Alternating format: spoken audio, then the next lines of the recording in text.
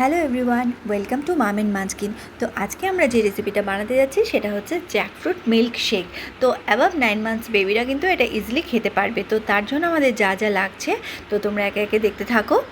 তো এই শেকটা বানাতে প্রথমেই আমরা কিছু জ্যাকফ্রুট পিসেস নিয়ে নেব, মানে কাঁঠালের কোয়া বার করে নেব, এবং তারপরে এই কাঁঠালের কোয়াগুলোর ভেতরে যে সিডগুলো রয়েছে সেই সিডগুলোও কিন্তু আমরা ভালো করে রিমুভ করে দেবো, মানে একটা সিডও যেন না থাকে। এবং সিডগুলোর ওপরে মানে কাঁঠালের কোয়াগুলোর ভেতরের দিকে আরেকটা হালকা একটা মেমব্রেন থাকে, তো ওই আবরণটাকেও আমরা কিন্তু ফেলে দেব, ওটাও আমরা রাখবো না। তো এবার চেক করে নেব সমস্তগুলো যাতে ঠিকঠাক মতো আমরা রিমুভ করে নিই।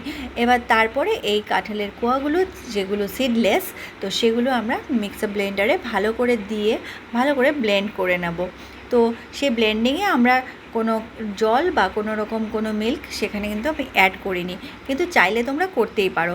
আমি ব্লেন্ড করার পরে এই দেখো আমার ব্লেন্ডিং যখন হয়ে গেছে ভালো করে, তখন তার মধ্যে আমি এখানে মোটামুটি 1 কাপের থেকে একটু কম মিল্ক আমি অ্যাড করে নিয়েছি। অ্যাড করার পরে আমি খুব ভালো করে একটা স্পুন দিয়ে বা ফর্ক দিয়ে তো এটা ভালো করে মিক্স করে নেব।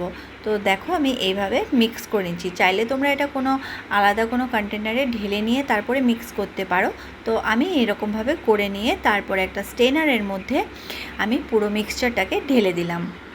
কিন্তু খুবই নিউট্রিশিয়াস একটা ফ্রুট, এবং এটা বাচ্চাদেরকে অবশ্যই ইন্ট্রোডিউস করা যেতে পারে যখন বাচ্চারা 9 মাসের ওপরে হয়ে যায়। এর মধ্যে প্রচুর নিউট্রিয়েন্টস রয়েছে। মোটামুটি 100 গ্রাম জ্যাকফ্রুট যদি আমরা প্রোভাইড করে থাকি তাহলে তার মধ্যে থেকে 94 কিলো ক্যালোরি কিন্তু এনার্জি খুব ইজিলি পেয়ে যাবে।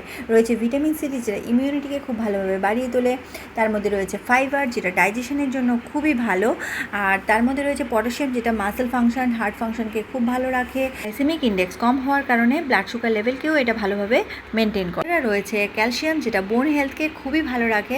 তার মানে যারা আর্থ্রাইটিক পেশেন্ট, যারা ডায়াবেটিক পেশেন্ট, তাদের জন্য কিন্তু কাঁঠাল খুবই উপকারী। তো এই দেখো এবার আমার এখানে স্ট্রেন করা হয়ে গেছে মোটামুটি। দেখো আমি এখানে ভালো করে সমস্তটা স্ট্রেন করে নিয়ে নিয়েছি। বাদবাকি যেটা আমার ছাঁকনির মধ্যে পড়েছিল আমি সেটাকে একেবারে ডিসকার্ড করে দেবো। এবার আমি একটা হুইস্ক দিয়ে খুব ভালোভাবে এটাকে মিক্স করে নিচ্ছি। তো মিক্সিংটা যতটা ভালো হবে শেকটা কিন্তু খেতেও ততটা ভালো হবে। তো এখানে দেখো আমি ভালো করে মিক্স করে নিলাম, যেহেতু আমি দুটো সেপারেটভাবে মিশিয়েছি।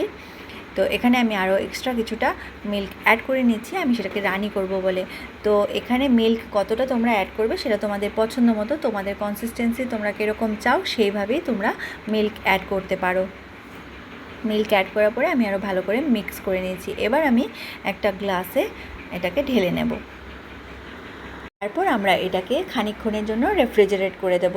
মোটামুটি 10 মিনিট রাখলেই এনাফ, যেহেতু বেবি খাবে। আর সেটা যদি বড়রা খায়, মানে তোমরা যদি করে খাও, তাহলে কিন্তু আরও একটু বেশিক্ষণ রেখে চিল করেও খেতে পারো। জ্যাকফ্রুট মিল্কশেক কিন্তু গরম খুব একটা ভালো লাগবে না যদি বাচ্চাদেরকে আমরা দিই, তো সেই জন্য বাচ্চারা কিন্তু একটু ঠান্ডা ঠান্ডা হলে সেটা আরও বেশি মজা করে খাবে। তো সেই জন্য একটু ঠান্ডায় রেখে তারপর সার্ভ করাটাই কিন্তু বেটার। এই গরমে ঠান্ডা ঠান্ডা কুল কুল জ্যাকফ্রুট মিল্কশেক কিন্তু একেবারে রেডি খাওয়ার জন্য। তো তোমাদের কেমন লাগলো অবশ্যই জানাবে। যদি ভালো লেগে থাকে তাহলে অবশ্যই লাইক কমেন্ট শেয়ার করে দিও, আর চ্যানেলটিতে নতুন হলে অবশ্যই সাবস্ক্রাইব করে নিও। দেখা হচ্ছে নেক্সট ভিডিওতে।